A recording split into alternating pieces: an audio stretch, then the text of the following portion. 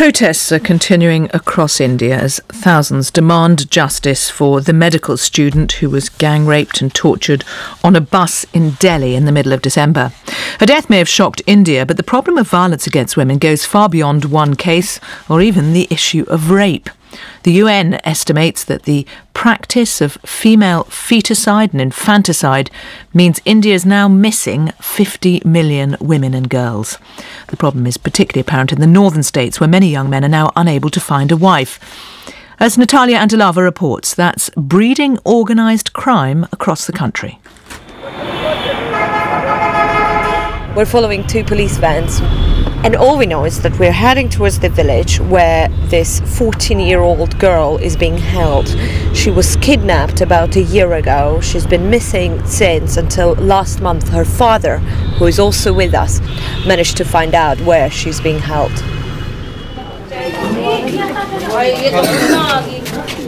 The girl, Rukhsana, is sweeping the floor when we enter the house. She stands in the middle of a room, clutching a broom in her hand, as policemen in beige uniforms tower above her, asking questions. Then suddenly, a small older woman breaks the circle of police. "I've paid for her," she screams. She's saying that the parents were there when the girl was given away in marriage to her son, and that she comes from a poor family and she's being accused of things she's not done.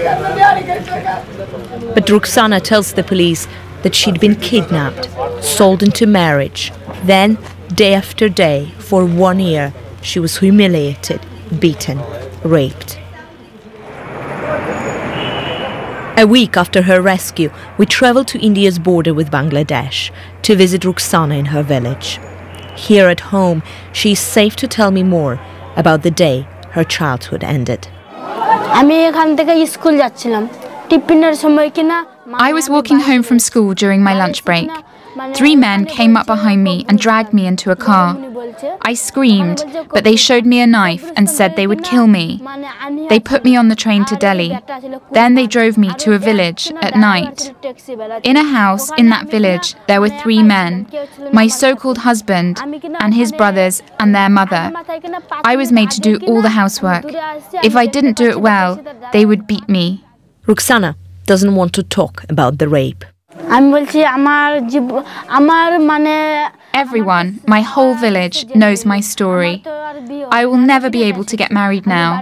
I just want to stay at home and go back to school. According to the latest police data, almost 35,000 children were reported missing in India in 2011, most of them girls.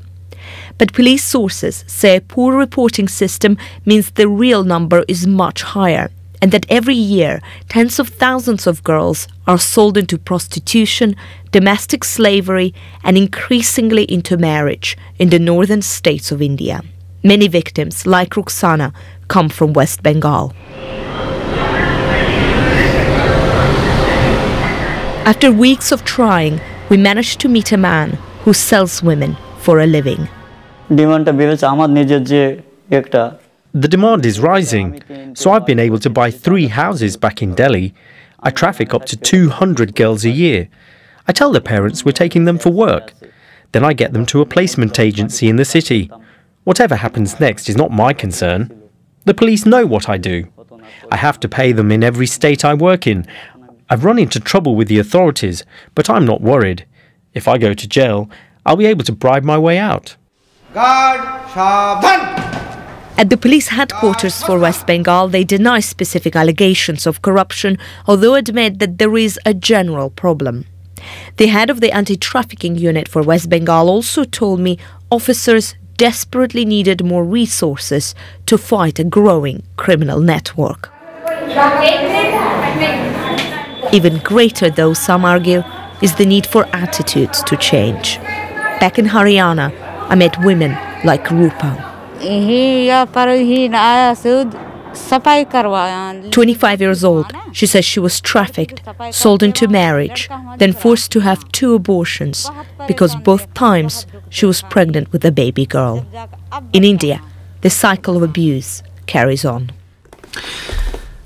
Natalia Antelava reporting from India, and you can hear more on that story on Crossing Continents tomorrow, Thursday morning, at 11 o'clock in the morning here on Radio 4. It's now 19 minutes past 7. MPs on the Health Select Committee have called on the government to reconsider whether England's health watchdog, the Care Quality Commission, should be responsible for patient safety. In a report out today, the MPs are extremely critical of the watchdog, saying its role and duties are not clear enough and it has yet to win public confidence. The chair of the Health Select Committee, Stephen Dorrell, is here in the studio, and sitting alongside him is the Chief Executive of the Care Quality Commission, David Behan. Good morning to you both. Good morning. Stephen Dorrell, you have produced reports critical of the Care Quality Commission in the past, but now this suggestion that the Secretary of State should reconsider whether it should have responsibility for patient safety.